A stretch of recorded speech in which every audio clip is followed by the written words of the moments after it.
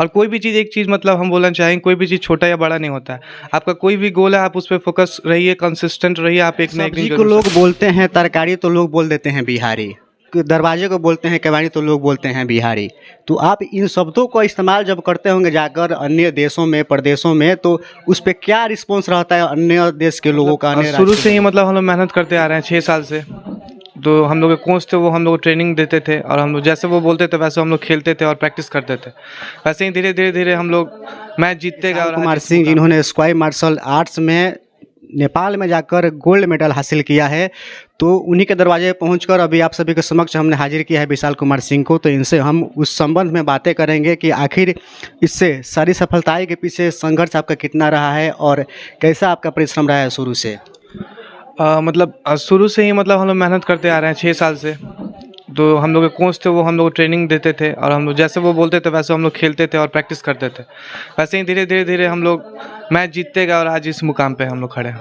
और मान लीजिए जिस विद्यालय से आप पढ़े हुए हैं, उस स्कूल से आपके साथी खिलाड़ी भी कई मेडल जीते हुए हैं, जिसका नाम रिशु सिंह भी है, उन्होंने भी मेडल जीता है, आपने भी जीता है। तो एक बहुत बड़ी उपलब्धि की बात है। तो इसका श्रेय आप किसको देना चाहेंगे?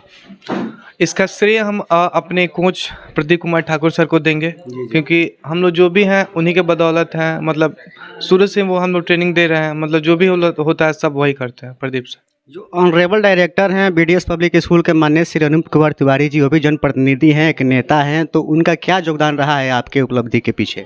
सर का भी बहुत योगदान रहा है। मतलब शुरू में मतलब हम लोग जो प्रैक्टिस करते थे स्कूल के ही ग्राउंड में करते थे और जहाँ भी हम लोग जाते थे तो मतलब गाड़ी अगर जैसे हम लोग को कहीं स्टेशन कहीं महाराष्ट्र चाहे कहीं भी जाना होता था तो गाड़ी जो स्कूल का गाड़ी था 4 व्हीलर वो हम लोग वहाँ पे छोड़ने के लिए जाता था। और सर का भी बहुत वक्त, जब भी हम लोग कहीं से जीत के आते तो सर हम लोग को बुला के असेंबली में हम लोग को सम्मानित करते थे। और मान लीजिए सब्जी को लोग बोलते हैं तरकारी, तो लोग बोल देते हैं बिहारी। दरवाजे को बोलते हैं केवाड़ी, तो लोग बोलते हैं बिहारी। तो आप इन शब्दों का इस्तेमाल जब करते होंगे जाकर अन्य देशों में, प्रदेशों में, तो उस पे क्या रिस्पॉन्स रहता है अन्य देश के लोगों का, अन्य राज्य के लोगों का? अच्छा रिस्पॉन्स रहता है, लेकिन मतलब कुछ लोगों के अंदर मतलब ये रहता है ना कि ये सब बिहारी है, ये लोग मतलब बहुत पिछड़ा है, चाहे कुछ भी ऐसा मतलब दूसरे स्टेट में चाहे दूसरे एथी में रहता है। लेकिन जब भी हम लोग जाते हैं तो वैसा उन लोगों को अभी फील नहीं होने देते कि हम लोग किसी भी चीज़ से कमज़ोर हैं। जब आप यार्ड में उतरते हैं पूरे कस्टूम के साथ में, मेडल के मोटिव लेकर के, मेडल हमको जीतना ही है, तो वहाँ पे यार्ड में उतरने के बाद आपके मन में क्या ख्याल आता है? एक तो बिहारी का टैग है जो बहुत बदनाम है, किसी भी देश में जाइए, प्रदेश में जाइए, बिहारी शब्द बदनाम है। तो आप किस पे फोकस करते हैं ज़्यादातर? क्या आपका ख्याल रहता है उस समय और स्क्वाड जब में? भी हम लोग एरिना में उतरते हैं तो हम जी। लोग का यही एक मतलब मोटिव रहता है कि हम लोग कैसे भी इस मैच को जीते और अपने बिहार का नाम रोशन करें। कि जिन लोगों को लगता है कि बिहार कुछ नहीं है, उन लोगों का मेंटलिटी को हम लोग हटाएं और जो मतलब बिहार के मतलब बारे में जो निगेटिव सोचते हैं हम उन लोग को मतलब जीत कर हम लोग प्रूफ करते नहीं, बिहार में बहुत कुछ है। हाल बात करें इस खेल की, तो इसकी भी एक पहल आपने की है और मेडल जितना लोग चालू कर दिए हैं। तो आप अपने स्तर से अन्य लोगों के मोटिवेशन के लिए क्या कहना चाहिएगा, जो आपके साथी, आपके दोस्त, आपके उम्र के लड़के इस खेल में जाकर आपके जैसे मेडल लाना चाह रहे हैं, तो उनके मोटिवेशन के लिए आप अपना स्तर से क्या कहना चाहिएगा? हम बस यही कहना चाहते हैं कि मतलब लोग को लगता है कि आप खेल के कुछ नहीं कर सकते हैं, लेकिन आप खेल के भी बहुत कुछ कर सकते हैं। क्योंकि पहले के मतलब जवानों मतलब पहले के टाइम में उतना खेल को वैल्यू नहीं दिया जाता, लेकिन अभी मॉडर्न एरा में सब चीज़ मतलब आप एज अ कैरियर स्पोर्ट्स को चुन के आप बहुत कुछ कर सकते हैं। यही बोलना चाहेंगे। और कोई भी चीज़ एक चीज़ मतलब हम बोलना चाहेंगे, कोई भी चीज़ छोटा या बड़ा नहीं होता है। आपका कोई भी गोल है, आप उस पे फोकस रहिए, कंसिस्टेंट रहिए, आप एक ना एक दिन ज़रूर सक्सेसफुल होंगे। बिहार सरकार खेल मंत्रालय द्वारा मेडल लाओ नौकरी पाओ का प्रावधान रखा गया है, तो इसमें आप अच्छी तरीके से जान पाए होंगे कि आखिर आप मेडल लाए हैं, गोल्ड मेडल लाए हैं, तो आपको क्या उसमें सहूलियत सरकार द्वारा प्रदान की गई है? अभी हम लोग को मतलब ये बोला गया है कि जो भी बच्चे मेडल लाए हैं, मेडल लाओ नौकरी पाओ योजना के तहत हमें सरकारी नौकरी दी जाएगी और हमें कुछ कैश प्राइज़ दिए जाएंगे।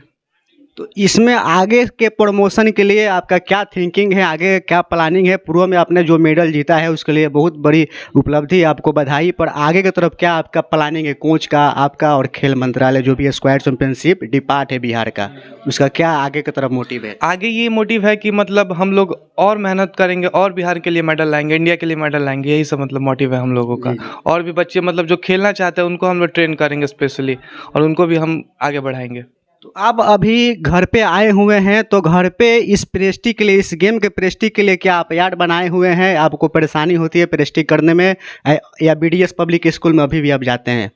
मतलब हम लोग बीडीएस स्कूल में भी जाते हैं और घर पे भी ये हम लोग किकिंग बैग ये सब हम लोग खरीद के रखे हैं, तो उसी पे प्रैक्टिस करते हैं। आपके पिता श्री, आपको कैसा अनुभूत होता है इस मामले में? मेरे को बहुत ज़्यादा खुशी होती है सर, कि इतने छोटे एथी से बहुत बड़ा एथी चीज़ ये हासिल कर रहे हैं, इसलिए हम लोग की खुशी बहुत ज़्यादा है। अच्छा, पूर्व में प्रचलन चलते आया है, कहावत भी देहात में काफ़ी सारा प्रचलित है कि खेलो कूदोगे तो बनोगे बेकार, पढ़ो लिखोगे तो बनोगे नवाब। तो इस कहावत को एक तरह से मात दे दिया गया है और आजकल के प्रचलन में खेलने कूदने वाले लड़के भी मेडल ला रहे हैं। तो उस कहावत में आज के परिवेश में क्या डिफरेंस रह गया है? सर अंतर तो बहुत कुछ है, ऐसी बात नहीं है, लेकिन हम लोग का वो सोच नहीं था, क्योंकि पढ़ाई में भी पहले से ठीक थे ये शुरू से ही, तो इसलिए इनको खेल में चॉइस था ज़्यादा।